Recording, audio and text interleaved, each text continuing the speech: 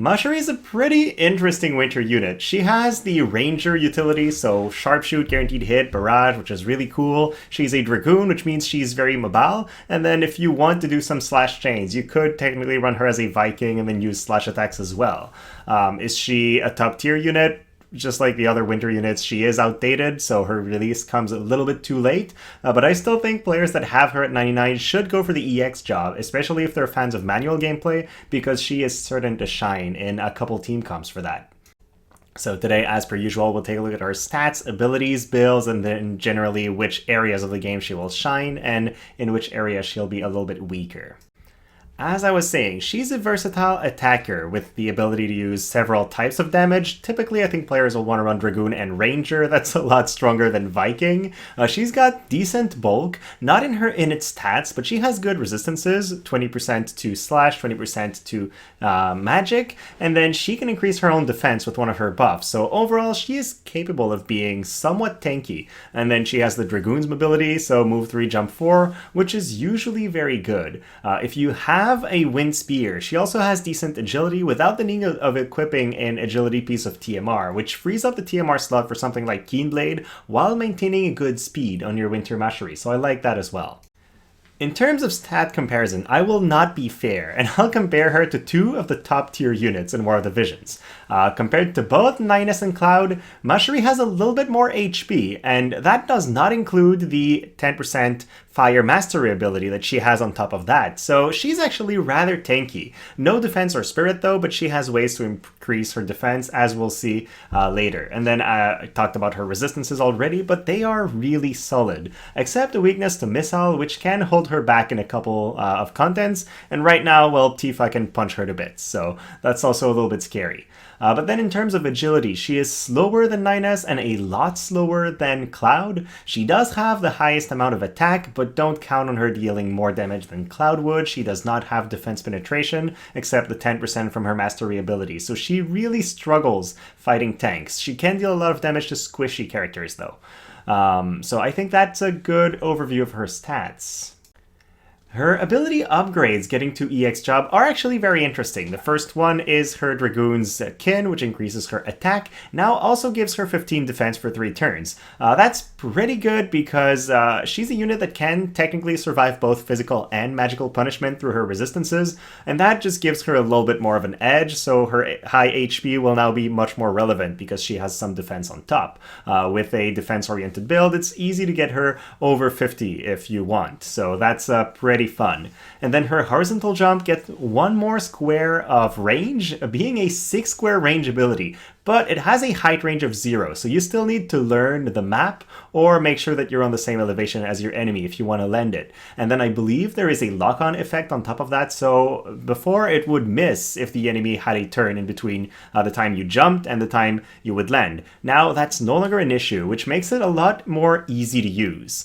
And then her new ability, the Drain Dive, is very interesting. It decreases defense, and as I said, Winter Macherie doesn't really have any defense penetration outside of a 10%, so this is a must for her to deal damage against tanky targets, so it's good that she has that. Then at a 185% mod, it's a decent hitting attack, not her hardest hitting, but still pretty good.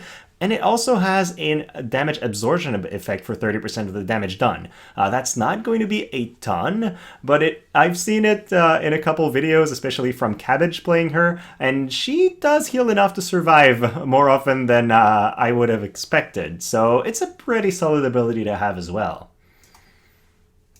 Here's an idea of how I would build her. It's mainly oriented towards manual PvP, I guess, because it has Keenblade, but if you wanted to run her in an auto setup, you could just replace Rob's TMR by Xyz's TMR, have her use bells, and then spam Barrage. The whole idea is using Phoenix Esper to get as a bit of extra defense, and then the Ifrit Vision card for as much damage as you can get out of her. With that, she walks into a fight with roughly 7,000 HP, 33 defense, but she can go to 48 if she uses a buff, and then if you have guild statues and whatnot, you can go above 50.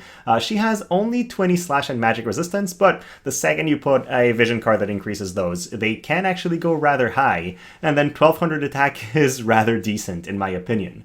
Good partners for her are naturally King Mont. He's going to enable fire teams a little bit with his mastery ability.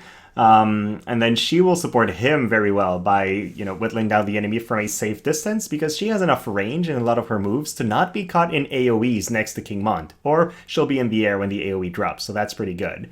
Then I like the fact that she already has an HP draining ability. Why not double down on that? Ayaka can give her her much needed defense penetration while also giving her more HP absorption, so that makes Macherie a lot more tanky and resilient. And for a character that deals a lot of damage and has some bulk, this is going to be a very strong combo.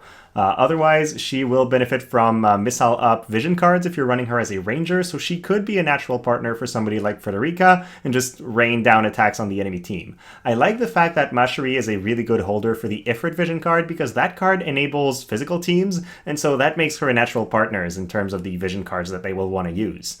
Ideally, avoid fighting enemy teams, enemy members with very high defense penetration, and missile attacks. So somebody like Cloud will destroy Winter Macherie if he uses Sharpshoot on her. Winter Victora or Lara Croft, when she's released, at the same time, will be very, very tough matchup. Missile attacks, water element, do not fight those. And then fighting enemies with very high tankiness and high defense will be difficult for Winter Macherie, such as an enemy King Mont, so these are not matchups that I would do as well. So overall, is she worth building? It's a tough question. I think if you have her at 99 and you like manual gameplay, or you want a missile attacker for the fire element, she is a fun unit to have. She has a good mobility.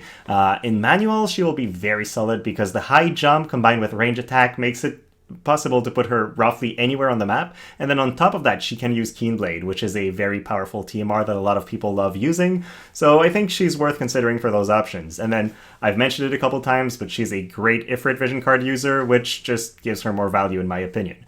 She does suffer from having very little defense penetration, so that's an issue. And she doesn't have a lot of TP skills and not a lot of good ones that don't last for 3 turns. So that means if you're kind of stalling for turns and you don't have much to do, you already have her Dragonskin buff up, and you've used your TMR ability, you're kind of just waiting for your buffs to expire to use other ones. So if she's not in the thick of the fight, it's really hard for her to generate any kind of AP. That's a weakness of the Ranger job. It is also a weakness of the Dragoon job. She has both, so yeah, that's going to be one of her challenges. If I was to give her a rating by game mode, I would say PvE not necessary out of 10, so 5. She could work, she's not bad, but there are units with a lot more versatility out there, so I don't know why you would run her over somebody else. In Arena though, she can work very well, especially if you're targeting enemies that she is strong against, so that could be mages, or that could be slash attackers, or just characters weak to missile or pierce. There's a lot of ways to make her fit into a team.